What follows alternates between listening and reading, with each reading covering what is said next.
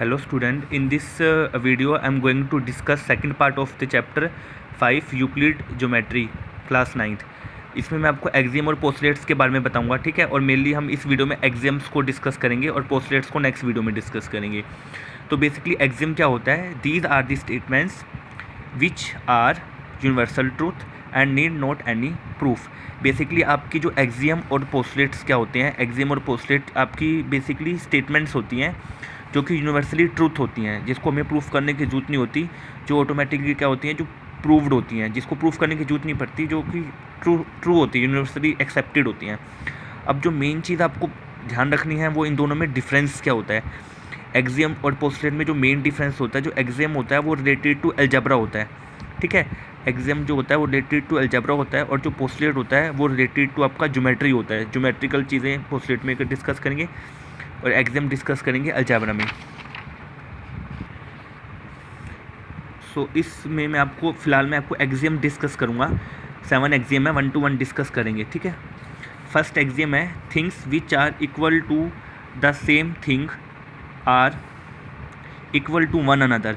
अब इसमें आपको ये पढ़ के थोड़ा सा कन्फ्यूजिंग लगेगा, आपको ये एग्जांपल से समझ में आएगा। देखो अगर a इज़ इक्वल टू 5 है, b इज़ इक्वल टू 5 है, ये भी इस चीज़ के इक्वल है 5 के इक्वल और b भी 5 के इक्वल है, तो ये इंप्लाई करेगा कि a भी किसके इक्वल होगा, 5 के इक्वल होगा। ये चीज़ कह रहा है।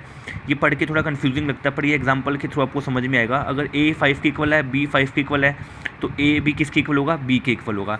Things which are equal to the same thing are equal to one another. अगर कोई दो चीज़ें सेम थिंग के इक्वल है तो वो भी आपस में क्या होगी, इक्वल होगी। बेसिकली ये बोल रहा है, ठीक है। एग्जाम्पल से समझ में आ गया होगा। If equal are added to equals the whole are equal. अब देखो अगर मैंने आपको बोला है 10 इज़ इक्वल टू 10, ये दो इक्वल चीज़ें हैं। अब अगर इसमें मैं कुछ इक्वल ऐड करूँगा, मतलब 5 दोनों में ऐड करूँगा, जो आंसर आएगा वो भी क्या होगा, इक्वल होगा, ठीक है। If equal are added to equals, equal चीज़ ऐड करेंगे दो इक्वल चीज़ों में, तो जो आंसर आएगा होल भी क्या होगा, इक्वल होगा, ठीक है।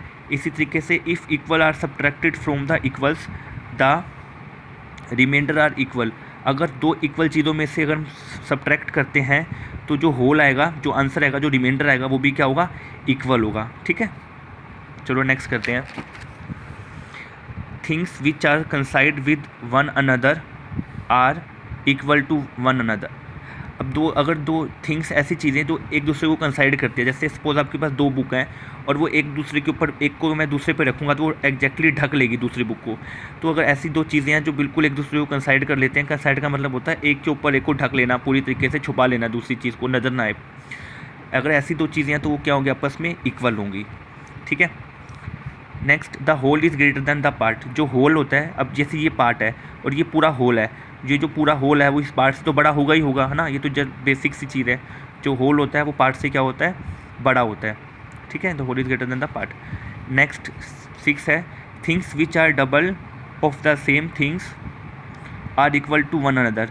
अब देखो जैसे ये है 20 दे रखा मैंने यहाँ पे, अगर दोनों को मैं डबल करूँगा जो आंसर भी क्या आएगा, आंसर भी क्या आएगा, सेम आएगा, मतलब आंसर भी क्या होगा, इक्वल होगा ना।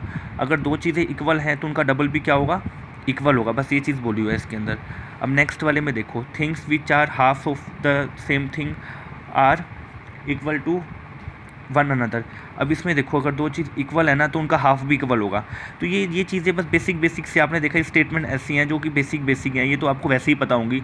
इन्हीं को यूक्लिड एक्सियम्स बोलते हैं, ठीक है। इनको प्रूफ की ज़रूरत नहीं होती, ये एक्सेप्टेड होती हैं।